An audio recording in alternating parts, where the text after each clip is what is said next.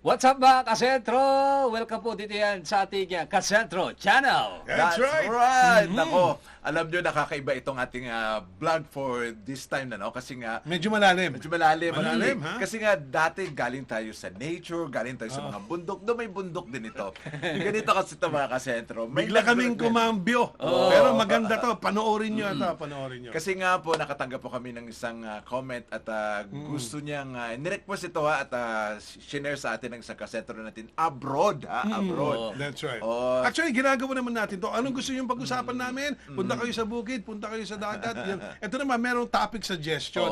So this is it, mga kaibigan. Ayun na nga. So ngayon ang gagawin namin mga kasentro ay magre-react kami. It's a reaction video ng isang viral video to sa That's ibang right. bansa nga po. So bibigyan natin ng pagkakataon. So ibig sabihin, foreigner ang ating panunuorin ngayon. Magaling.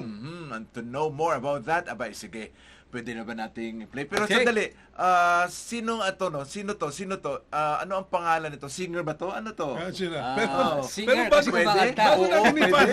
bago ipaalam naman muna yung singer, ako muna si Mikey Mickey. Yes. At ako naman po si Jay Isabel. At syempre, ako naman si Derek That's Cordic. right. Ayan, Okay. no? Naku, bago tayo mag-umpisa, huwag kalimutan ha. Naku, subscribe na. Mag-subscribe na kayo. At hindi lang yan, click the notification bell din para, syempre, aware sila at para ready kayo parati mapanood ang mga bagong videos na i-upload sa Kasentro Channel. Oliver Anthony. Yan ang Yun ang ating pangalan ng i-react na artist. video. Singer. Okay, sige.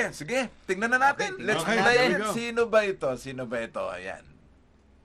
Sino ba ito? At Wow. nakikita natin Mukhang country artist. Sandali lang at medyo naglo-load yung ating... Naglo-load yung ating... shout out muna dun sa aming provider, ha? Okay. Makisabay ka naman, makisama ka naman. Oo, naglo-loading hindi, pa kami- I-ship natin yan kapag Oo. nag-load na para makita Yan, ninyo mga kasentro. Loading. Kausap ko lang siya kahapon eh. Aba, nataon pa, ha? Oo. Ang ganda ng Timing. mo. Nako mga kasentro, Baka- just like sabi ni Mikey Mickey, may mga suggestions kayo. Anong gusto nyong ipagawa sa tatlong hari? Anything goes. Oo, sige. Subukan namin gawin lahat yan. At para naman maging masaya kayo. At masaya tayo lahat, di ba? Oo, di ba? Parang naglato-lato tayo, di ba? Kasi sinuggest yung lato-lato. Nagpunta tayo sa bukid, Oo, namingwit. namingwit. Because it's a suggestion, just like this right now, it's a topic suggestion na kailangan yung pakinggan, makinig talaga kayo. Not just on the song, but also dun sa aming reaction, ha? Yan, ito, Yan, ito na. Nandiyan Loading may na, ha? ikot-ikot Pero na, mga- try natin Yan. para mapakinggan natin. I've been selling my soul, Yun. Yon. working all day, overtime hours. Tama nga si Mikey Mickey. It's a country. Yeah. Country song. Country song. And waste my life away, drag back home and drown my troubles away.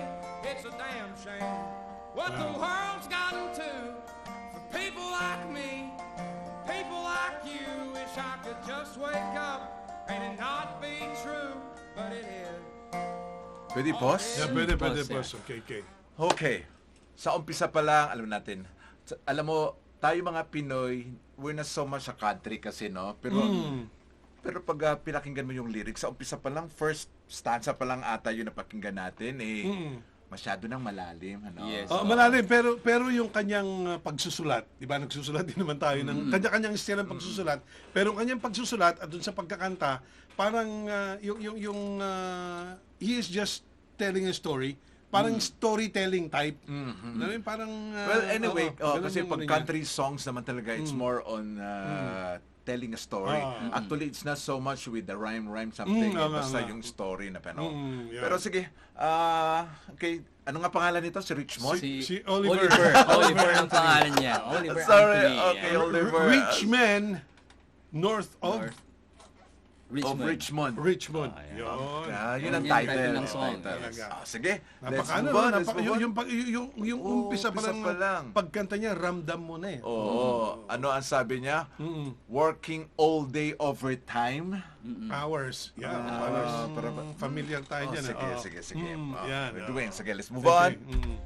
Living in the new world with an whole soul. These rich men north of Richmond, Lord knows they all just wanna have Yung gitara niya, no? Iba, no? Iba yung gitara niya. wanna know. Parang yung plate kasi, though, it's a country guitar, pero meron kasi yung plate na yan, kaya parang ang tunog niya parang are you familiar with banjo? Banjo na gitara. It's a 4-string banjo kasi yung tunog niya parang ganon. Okay. Pero yung kanyang very natural siyang yung pag-gitara niya. Parang wala ka pang naririnig na parang sound system man lang sa gilid. Ayun na nga, na because of big time, diba? saan ba na-record to? Halos sa bundok yung nakikita natin. Ano? Parang tayo rin, galing tayong bundok. Hindi ba sa kawayan yan? Parang doon tayo nanggaling. Tama. Pero yung kanyang gitara, nakita natin, baka kinustomize niya yan. Or sa sarili niyang design siguro yung Just gitara. because he is a Sa country bagay, singer. yes. Yan, yung napansin ko lang dun sa mga lyrics niya, parang sinasabi niya lang yung nararamdaman niya each and every day. So yung sa pagsulat niya dun sa parang gumagawa siya ng diary. 'Di ba? Diary yan. So ramdam mo talaga na na-experience niya yon at sineshare niya lang yung experience niya na each and every day, and you can really feel the way he sings. It comes from the heart eh. Kasi if it comes from the heart when you're singing, it touches the heart. Talagang tagos sa puso talaga. So makikita mo nga naman talaga. Everybody could feel it. Kasi nga, aside from that, plus the emotions that he gave to us, kaya nafe-feel natin yan. Anyway, sige, let's continue. At para mapanood What natin you yan. do, and I don't think you know, but I know that you do. 'Cause your dollar ain't shit, and it's taxed to no end. 'Cause the rich man, the rich man. Yung talagang ramdam mo yung pagkanta niya, no? Parang yung pagsabog ng kanyang damdamin, talagang sinisigaw niya yung bawat lyrics. So, Ang bigat. bigat. Not Tama, just tama. miners on an island somewhere. Lord, we got folks in the street, ain't got nothing to eat, and the whole beast milking welfare. Yun sa part na yun. Sandali, ayan. Parang, di ba, not just doon kung taga-Amerika ba to? Siguro part of Part US of the siguro. US. Kahit sa Maynila, marami tayong nakita pag pumunta tayo sa Maynila. Yes, oo. Nandiyon yung mga street children, walang makain, humihingi ng namamalimos. So parang you can really feel yung pain na nararamdaman niya. That's Nung correct. the singer himself probably has gone through the same doon sa mga batang nakikita natin, mga street children na walang tirahan, umaasa lang doon sa limos na nakukuha nila Or minsan sa araw-araw. nauso ngayon may ayuda, 'di ba? May the so-called welfare. Pero tama nga, Mikey Mickey, no? Actually, it's not just in the Philippines, not just in the US. It's happening all over the world. Tama nga naman talaga. Pagdating, nandiyan pa rin ang kahirapan. Hindi talaga natin mawawala yan, ano? Kaya siguro, pero napag-research natin to, ha, mga kasentro, napag-research din namin tong si Oliver Anthony. Ito pala ay, dati siyang alcoholic. Alcoholic. Mamartek, kumbaga. Manginginom. Ano kaya? Mahilig din siya sa gin? Baka ano kayang Pero maganda yung mga mensahe niya, no? Hindi lang yung kanyang nararamdaman, yung bawat nililista niya, no? Nilalagay niya sa kanyang lyrics. Tama, Jake. Okay, sundutan ko ngayon. Sundutan mo nga. Kailangan yan. Shot. Okay, dugtuhan ko lang sinabi mo kanina. Gusto ko rin tanungin. Sabi mo, dati siyang alcoholic. Oo. O sigurado ba tayo na nung nirecord niya yung kantang yan, hindi siya nakainom? Yun lang. Sana naman hindi. Hindi naman. Kasi dati. Parang daw, na siya at nagbalik loob na siya. Nagbalik kaya, kaya nga naman, tama. Nabanggit niya doon part, may Lord the na Lord. part. Kaya, para bang born again na siya? Something like that. Sige, i-continue muna natin at maya-maya may napapansin tayo dyan eh. 300 pounds, taxes What? not to pay for your bags of fudge rounds. Young men are putting themselves 6 feet in the ground. 'Cause all this damn country does is keep on kicking them down. Lord, it's a damn shame what the world's gotten to for people like me, people like you. Wish I could just wake up and it not be true, but it is. Oh, it is living in the new world. Ayan, teka. Nung sinabi niya sa part, the people like you, the people like me. Sabi, di ba? Mukhang yung mga hayop dun sa baba na tabi niya. Tinutukoy Hindi niya. siya namamansin. Ba't di mo kami isamang mga hayop? Ba't puro mga people? Pansin mo, ibalik mo. Ibalik mo sa part na yon, hindi sila. Tignan mo, hindi sila umiimik. Oh. Sige, balik konti. Oo, Balik konti. tignan mo, ha? Balik mo na konti. Oo. Sige ba, sige ba, sige ba. Dun sa may aso. Hindi sila, oh. Eksakto sa the people, lumabas eh. Yan. Yan. Sige. Yan, oh. World's gotten to for people like Yan, oh, me. people, cat. Oh. People like me, hindi sila umimik kasi hindi sila people. sabi siguro ng mga aso. Oh, wala, kayo lang naman pala nagkukwentuhan dyan. Eh. Paano naman kami mga hayop, Hindi pa? mo wala kami in-acknowledge. Sabi niya. Oh, yan, kaya hindi sila umimik. Eksakto pa, doon sa the people like you. Napakita yung video, di ba? Hindi nga nagpansinan yung Hindi, dalawang hindi, aso. hindi. Kasi hindi sila people daw. Kasi I'm black, I'm white. Oh. Sabi niya. Ayun, sige. Oh, pwede natin yung diretso doon sa kapiunahan natin, ano? So, sandali lang ha. Ibalik na dito. But anyway, sige. Pause muna. May part dun kanina na about he was referring to a people na yung magiging 300 pounds na walang ginagawa sa buhay Yes, kundi magpataba lang na magpataba. yung mga- So he is referring something like dito siguro no sa mga rich men north of Richmond, something like that na yun na lang ang ginagawa, kumukuha lang kayo ng kumukuha, tapos nga From taxes, parang Oo, ganun, text, may taxes take ka na lang na ng nabangging take, kaya tumataba na kayo, nagiging obese na kayo, something. At tumataba rin ang kanilang bulsa. Bulsa. So, may pinaghuhugutan itong si Oliver talaga. No? May pinaghuhugutan Ramdam naman natin yan talaga. kung ano yung kanyang pinapahiwatig. Oo, siguro. And what he's saying is completely true, ah. Hindi naman siya galit, ha? Hindi naman siya galit. Hindi siya galit. Parang pinaparamdam lang niya yung gusto niya lang i-express yung kanyang nararamdaman dun sa mga nakikita niya sa paligid. oo. At through song, ginawa niya nga yan. At, Yun okay, na sige, nga tuloy yun. natin. Sige, diretso natin, oo. With an whole soul. These rich men know the rich men, Lord knows they all just wanna have total control. Wanna know what you think, wanna know what you do, and they don't think you know, but I know that you do, 'cause your dollar ain't shit, and it's taxed to no end, 'cause the rich men know the rich men.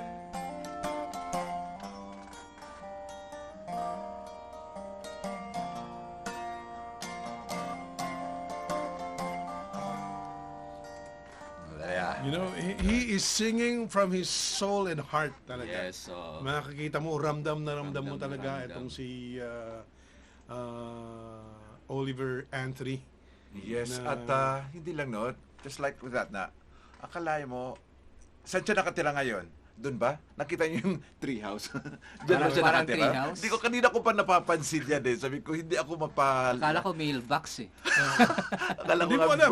bird. Baka hindi siya, baka So, nangungupahan pa it's a dyan. So ano sa ano to? Pakitindi niyo, so dito na siya nakatira sa mga woods. Wala na siya sa syudad, ano? Parang umalis na siya sa syudad. At dito na siya nagbalik loob at yun na nga, it's so green kaya diyan niya na naisipang gawin tong kanta na ito. Oo. Oh, so Man, talagang tinitignan ko nga yung nakatatak dun sa kanyang t-shirt, ha? mhm. Parang baka ba yun o ano? Baka So mahilig yata din siya yun. sa hayop. Baka mahilig sa bakareta. So ano nang ginagawa ni Baka naman. ni Oliver ngayon? Ano nang trabaho niya? Ngayon? Doon sa pag-research. Just based sa kanta. Ah, Ano na kayang pinaggagawa niya ngayon? Hindi. He's a farmer? Ngayon, ano na siya? Singer YouTube sensation. Pero mahilig talaga siyang gumawa ng kanta, yung mga Oo, songs siya. oo. Makita Also, naman na... Is he a recording artist now? Hindi yata. Hindi Parang yata, wala pa siyang record label na tinatawag. So all in the sa ano lang muna siya sa parang social media underground. muna, social Wala siyang- media platforms lang muna. Sige, tapusin natin 'to at mamaya na tayo mag-react ng iba pa natin mga ano. Tapos na rin yan. tinapos na rin yan. Tinapos Oo, na. tapos na yata. I've been Meron pa. selling Meron my pa. soul, working all Oh, ayan na day, O yan o. overtime hours, Nagpaparamdam. Oo. bullshit pay.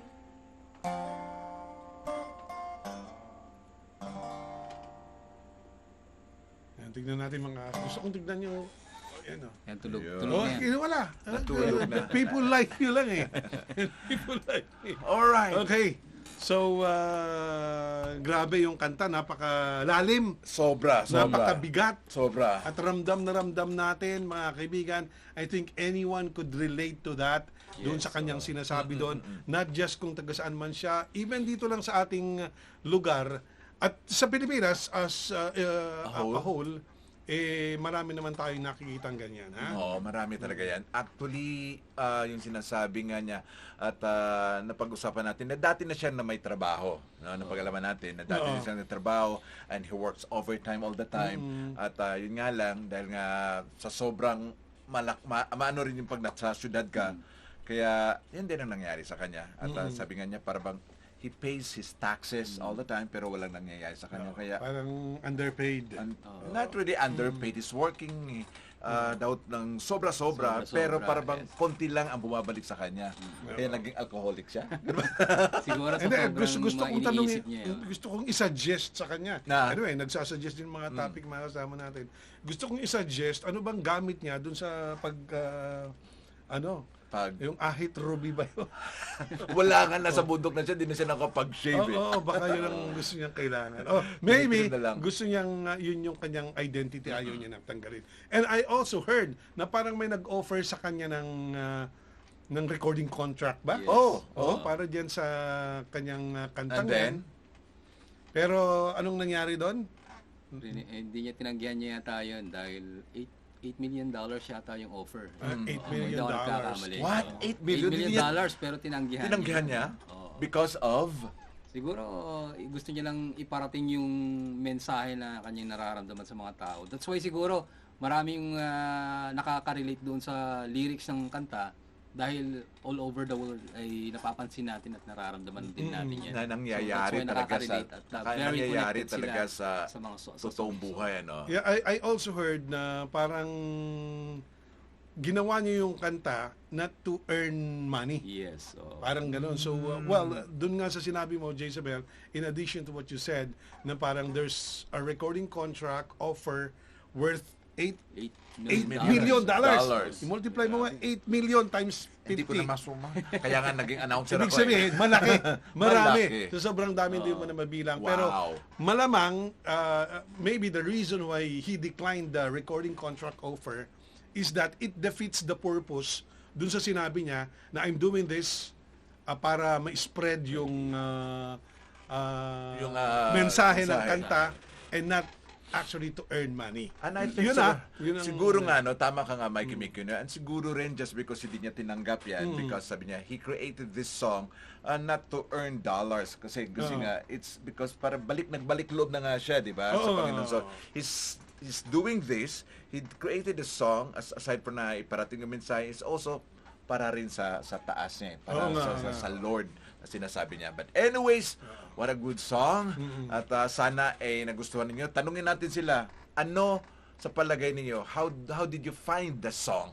How did you like the song? Any reactions? Sige, pwede po i-comment nyo lang sa comment section at babalikan natin yan sa mga susunod na pagkakatapos sa susunod na Yes. vlog natin. Oo, yan. diba? Kami, nasabi na namin yung aming saloobin, yung aming nararamdaman dito sa kanta and the video as a whole. At kayo naman, i-comment nyo lang yung mga gusto nyong iparating sa amin, dun sa kanta, and anything, like, pwede nyo nang isingit din yung mga gusto yung suggestion na gusto nyong ipagawa sa 3 hari para sa Kasentro channel namin. Yes. Oy, shout out muna natin ang ating mga kasentro who's been with us, no, na nag-subscribe at nagla-like at nag-share ng Nanonood. ating Nanonood, yes. mga videos natin. Magandang araw sa inyong lahat. Maraming Yan, salamat. yan. Sana diretso, no? Tuloy lang yung pag-click ng subscription mga kasentro para tuloy-tuloy pa rin yung pagsasama po natin. Ngayon, naiba na, from buhay probinsya to reaction videos na tayo. Nasa probinsya naman yun eh. Oo. Si Oliver Anthony, yes, yung setting. Alright. Is nasa probinsya siya. Sige, so that's it muna. Kumusta na, paring Vic? Ay, Baka yun hindi yung ba mga na? gusto Okay. niya. Oh, by the way, thank you so much. Okay. Very timely kasi nga umuulan din na ito. Oo, Kaya malamig. naka-jacket. It's raining not just in Manila, but even in Ilocos. Yes. Hindi ka And even in other ilalamig. Oo. Yan. Okay, sige. Okay. Maraming salamat sa lahat po ng nanood at manunood pa. Huwag kalimutan Yan. mag-subscribe at tuloy-tuloy lang ang panunood ng mga videos dito yan sa Kasentro Sentro Channel. Channel! Bye. Until next time.